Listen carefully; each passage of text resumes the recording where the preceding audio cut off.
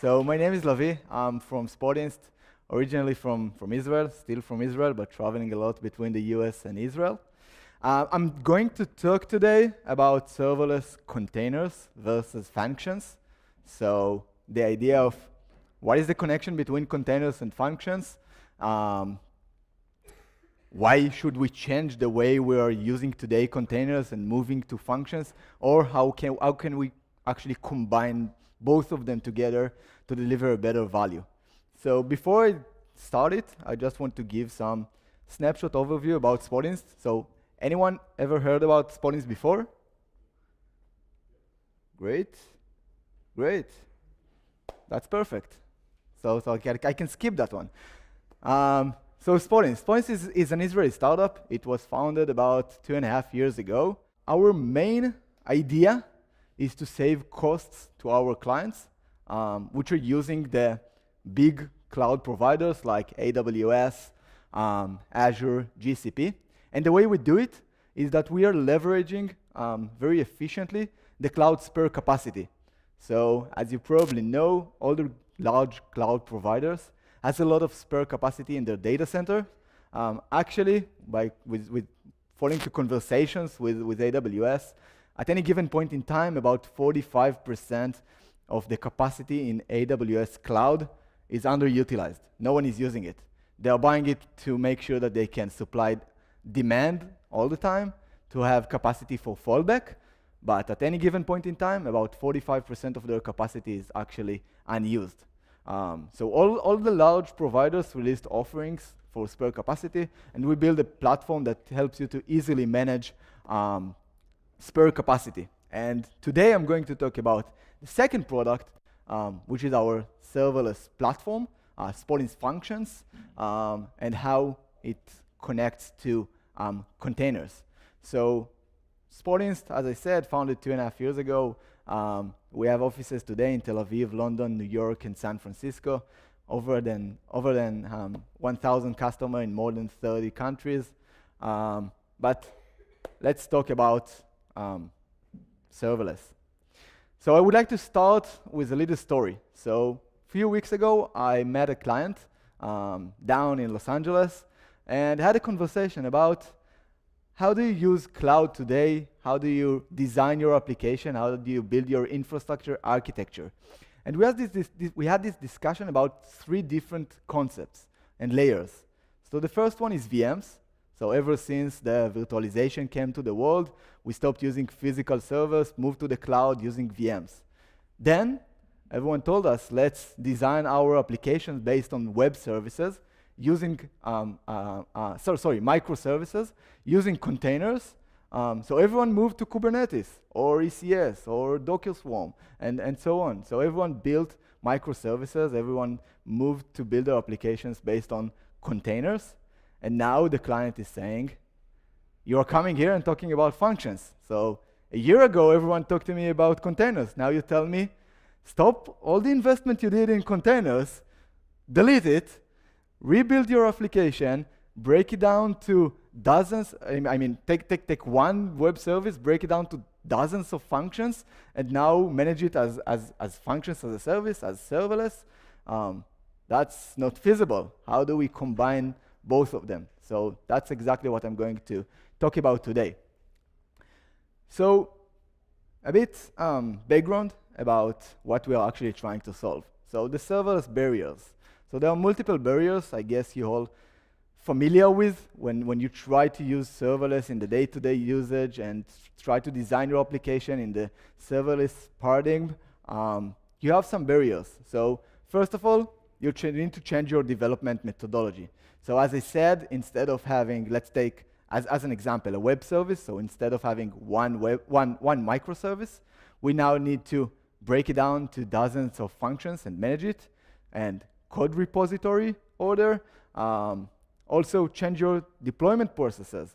So deploy a function instead of a service. Are we talking about hundreds of Jenkins jobs? What about blue-green deployment that we used to use? Also, dependencies and limitations. So we have size limitations, we have memory allocations, we have execution duration, which is limiting our functions today.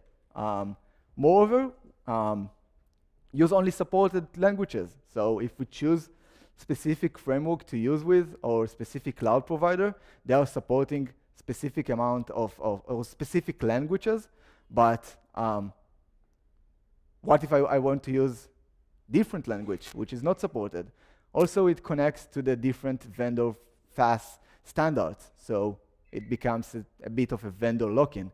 So if you are using Lambda today, you cannot move very easily to Azure functions or Google functions and so on. You have different standards between of them, which gives you some challenges when you try to build your applications. So how do we see the future of cloud computing? So we called it Funtainers. The idea is a combination of serverless functions and containers. And what does it mean? Instead of getting a zip file with your function as an input and give you as an output an HTTP endpoint, what we do actually is tell you, bring me the container as an input, get the output as an output, and an endpoint. So if you already used Docker images to build your microservices, continue to use them. But now let's try to use them in a function way. So the input will be a container, the output will be endpoint. How does it work? Or why, first of all, using Docker image? So first of all, no more zip. You can add dependencies without any limitations. So you just need to use Dockerfile to get all your binaries you want. You just build functions in the same way as you build microservices for years. You don't need to change the way you design your application, the way that your containers are built. You simply need to use them and trigger them as functions. What else? No language limitations. So everything is in the container. So if you need specific binaries and so on, you can use any language that you would like to do. And no vendor lock-in. You can run your container eventually everywhere. Today you can run it on AWS infrastructure, tomorrow in Azure infrastructure, and in the other day when Alibaba will open data centers in the US, so you can use Alibaba. By the way, it's coming. But how does it technically work? So let's take a look at an example. So we're going to follow the steps of actually how technically you would build your application or build your container as a function. So we'll have 6 steps that we will cover. The first one is building the Dockerfile. The second is the Docker build, tag, and push. Then creating the function, how to invoke it. What about scale? How do we deal with scale? And costs, obviously. So the first step is a Dockerfile. This step is pretty much easy. You take your code, create out of it a Dockerfile the same way that you used to do for many, many years. Second, you take the Docker and build it. For example, let's build a Docker as a container. Then let's tag the Docker as my container function with username and the container. Then we push, we do a Docker push to our container. Then creating the function. So I want a function that will be able to run the Docker image that I supplied. So I create a function which is called, for example, my function. The handler will be the container, and the runtime is going to be Docker. If you're bringing me a Docker file, the runtime will be Docker and simply run the Docker that you provide. Then to invoke it, so we're supporting many different triggers for invocation. So you can use API calls to invoke a function that will run the container. You can use triggers that are time-based. You can use triggers that are based on database changes and so on. So we're supporting many different triggers that helps you to invoke your container as function. And then scale smart. So we need to care now that you can scale your infrastructure good enough. I mean, we need to do it in order to make sure that you always have enough room available for your containers and for your new demand from your application. So we build an autoscaler for many, many different containerized environments like Kubernetes, Docker Swarm, and so on. It's based on the Docker image size of CPU and memory that it actually needs, and we always guarantee that we have enough room for new containers in the cluster. So we take care, of course, of the infrastructure, what we make sure that we can scale it very smart in order to make sure that we are, from one end, have enough room for new containers, but from the other end, doesn't run unnecessary and underutilized resources in our infrastructure. And this will lead me to cost, obviously. So what are we doing with costs? So spuninst was founded with an idea to help our clients to leverage spare capacity. So spare capacity gives you the concept of spot pricing. So if any one of you is familiar with spot instances, for example, in AWS, so today if you want a VM, you can buy it as on-demand, reserved, or spot. Spot is the actual spare capacity of AWS. They give it to you with a very high discount in a very low price, about 80% less than the on-demand price, with a challenge that comes with availability, reliability, and price changes over time.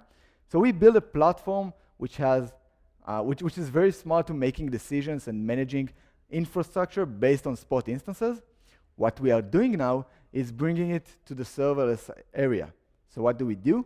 Behind the hoods, we are actually running your functions and your containers on a cloud access capacity. So we're supporting a lot of different cloud providers like AWS, Azure, Google, IBM, Alibaba, what else? Oracle. So in every one of them, we have a data center globally in the different regions that the cloud provider is supporting, and we're using their spare capacity. So we are getting this infrastructure for about 80% less than the on-demand price or the dedicated VM's price. So we can price our offering very aggressively. So as a result, we're pricing our functions very similar to what the big cloud providers are doing, but at about 50 to 80% less in price versus Lambda as an example, or Azure Functions, and so on. Only because we can run it eventually in a very low-cost infrastructure. So the product is going to be called spuninst SES, so Serverless Compute Service. It comes with all the benefits of serverless, no cluster management, auto-scaling, pay-per consumption, best cost per compute, as I described before, and of course, cloud agnostic. How does it look like? So first, you build your functions and your containers. You deploy it to our serverless compute platform in a specific environment. So once you create an environment, you can define where you are enabling us to run your functions. So you can choose, for example, I want to run on AWS infrastructure. I don't care where you will run it around the world, but I want to make sure that it's going to be AWS. Or you can choose, I want to run those functions in this environment, specifically in US East, but I don't care which cloud provider you will use. Just choose the best one for me at any given point in time. Or you can simply say, spuninst, you will decide at any given point in time, based on performance, availability, and price, what is the best cloud provider to run my function on. And what we will do behind the scenes is see where is the best priced infrastructure to run your application, your function once you invoke it, to make sure that we guarantee the lowest price available, we guarantee the performance, so we run it exactly where the request came from, and we give you eventually the lowest cost possible infrastructure for your functions. And then, of course, no ops. You get very simply HTTP endpoint to invoke your applications. So we are becoming now a serverless compute provider with a wide range of runtime offering. So of course, we're supporting Node, Python, Java, Ruby. We did an integration with the serverless framework. So we are a cloud provider in serverless framework, so you can use all the serverless tools to manage functions in spuninst as well. That was announced about few months ago. What I want to show you next is some of the features that we released with this offering that gives you a lot of capabilities while you're managing your functions. So first of all, performance. So in the last few months, we did a lot of beta tests with many, many clients. Clients that used our platform to manage their VMs and to manage their containerized environments, and today want to go and shift to functions. So we did a lot of work with them. One of the examples is an edtech company scaling from 0 to 1.5 million concurrent requests, but the key, without losing performance. So the benchmark showed that about 1 to 3 millisecond overhead, which is about 5 to 10 times better than all other function and serverless providers that you can use, like Lambda and so on. So it's very, very scalable and has no limitations in terms of amount of functions that you can run, no limitation on hardware like the invocation time, the CPU that you need, the memory that you need. You can simply define it way ahead and we will scale it accordingly. Moreover, spuninst endpoints. So you can deploy spuninst compute using your own domains and your own SSL certificates. The way we do it is that we actually provide you with an API layer for invoking your spuninst functions. So you can customize your path, you can customize your methods that trigger your functions, and in addition, you can simply alias your functions endpoint to your own domain with even configured with your own SSL certificate. So I guess it's answering someone else's question from before, but this is how we tackled this issue of security. You can take a picture and then implement it. We can discuss it later, but this is actually the solution for that. Moreover, document store. So as you know, you're running functions in your environment. You would like to have some mechanism that will enable you to store documents. So what we did, we released a feature that is called document store. So you can run store and access the data from your functions even after finishing running. So you will simply use simple HTTP requests like get, post, delete, or using even in-function SDK command, which is very simple, to interact with the document store. And then those requests will obviously be sent very securely, will be accessible only in the environment that you used, and with a very good performance, about 1 to 2 milliseconds response time. So we built a platform with a lot of capabilities that gives you a very easily way to manage your functions and run it in a very efficient way. The main idea is, as I said before, you don't need to change the way you build your architecture currently. You don't need to change the way your applications were designed. You can simply give us as an input a Docker image. We will run it and trigger it as a function with all the features and capabilities that you're aware of from the serverless and functions as a service paradigm. So you will have all those capabilities and all those features, but using actually your containers. So how do we see the future of serverless? So we talked a lot about VMs, about containers, about functions. So there was a vector from physical to containers, and today from containers to functions. What we see is that it's not going to be an answer that will be specific. Everyone is going to use functions or everyone is going to use containers. Eventually it's going to be and. It really depends on your application. It depends on your environment. Sometimes it depends on the company you work for, how you will deploy your applications. So we see it as a combination of VMs, containers, and functions. We will still continue to use VMs. We can do it more efficiently based on very interesting pricing models like the spare capacity of the cloud providers to run more old, let's say, applications. Of course, we will continue to use containers, but we see what we see the future is that you will use containers in different ways. So you will manage containers as you do today, maybe with Kubernetes, maybe with ECS in AWS, maybe Docker Swarm, Nomad, Rancher, it doesn't matter which one, but you will manage it as a cluster of containers. But we will start to see more and more applications and more use cases that will actually use containers as functions. So bringing all the good stuff that we used with Docker containers, but bring it to the function area where you can actually trigger containers based on different events. You don't need to manage your infrastructure. You don't need to manage your cluster. You can call it a managed container service, but it's actually running containers as functions.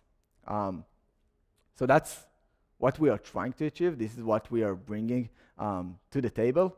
And with that, I would really love to thank you. And of course, if you have any questions, feel free to ask.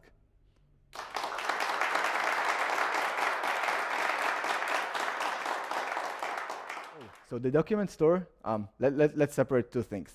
First of all, we have a platform that enables you to run your applications, your VMs, based on spare capacity, based on Spot. But we have another platform which enables you to run functions as a service. For this service, we created a document store when you can actually store data for your functions in your environment. So it doesn't have anything to do with spare capacity or solving data problems and data costs. So it's based on your environment. If your environment was configured to run on AWS, it will be stored in AWS. If you configure multiple providers, so we will store it in multiple providers, so you will always be able to access it when your function runs.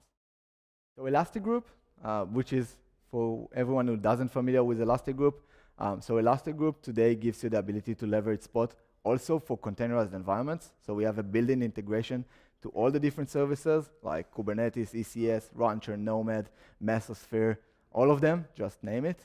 We build also autoscalers for all those environments. So you can run today your Kubernetes, your nodes based on Spot instances. You can run your ECS services on Spot instances. You can do it with our platform. That's what we are doing for years now. What we want to do is to give all those capabilities and what we built to be the fundamental part to run your containers as functions on the same, behind the hoods, on the same infrastructure. So you will have a free tier, and then it will cost some. It will cost way less than what you used to do. We will publish its pricing very soon. Today, by the way, it's free. We're not using AWS or Google Datastore. We're using our own solution. So we will simply, behind the hoods, pay for this data and just price it for you. We do it very efficiently based on where we are running these functions, but this is how we will actually achieve it. So we are always in a continuous run, following the large cloud providers in anything that we are actually doing. So today you can run your Kubernetes cluster as functions right here and exactly how I explained it. Of course, Google and Kubernetes will do a lot of work to bring Kubernetes to the serverless area. It will take some time. They still need to face other issues that clients want them to solve, like autoscaling, like running in multi-cloud, like running in different instance types and so on, and do it in a very efficient way. They're still not there, so we are trying to give all those features. Of course, when different companies will advance, we will do it accordingly. But today we are bringing way ahead those kind of features that you can actually start using it today. So we are taking care of warming up the containers way ahead on our different data centers based on the load. So we take the containers, make sure that we have, first of all, the infrastructure ready. So we are scaling based on headrooms.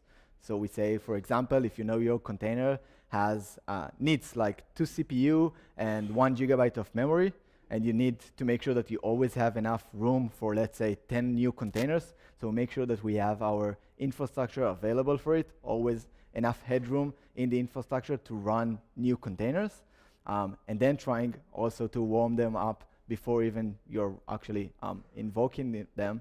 And this is something that we will always advance more and more and make it more efficient and bring better performance, because this is the main issue we need to solve, and we need to make it even better and better. I think we're doing it in a very good way, but there's always a lot of stuff to do in order to improve it. Yeah, so this makes our work very hard, because in AWS, what is very good, and this is basically, in my opinion, the reason why clients are using a lot of AWS, is that once you start deploying your application in AWS, you start these dependencies in different services in AWS, so you cannot actually migrate between different providers. So we are actually doing a lot of work to integrate with all those services. So for example, we are going to support SNS as for triggering functions or containers. We will do more and more integrations with different services, but we also want to make sure that if you would like to run in a multi-cloud, that you don't have to have this dependency in the different services. So bring solutions of our own, like the Datastore, for example, so you don't need to be dependent on a specific cloud provider, and have all the great stuff of multi-cloud, what the cloud is really promising us. So this is what we want to bring you. So we will have a lot of integrations to different services in AWS, Azure, GCP, all of them, but we also want to we want also to have our own solutions, so you won't be very strict with one single provider, and you can actually run in a multi-cloud layer. You can actually define that you only want to run on AWS. Then you can define different regions. You can also be specific that you want to run in this very specific region, or multi-regions. What we will do, we will always run your functions eventually on the lowest cost possible spot instances that we can run at any given point in time in this region. So if you define a specific region, we will utilize different availability zones and different instance types behind the hoods to guarantee that we are running on spot instances. So we're reducing a lot the infrastructure price. So we still guarantee this reduction in cost, about 50 to 80% less than Lambda. It won't be changed if you are choosing different cloud providers.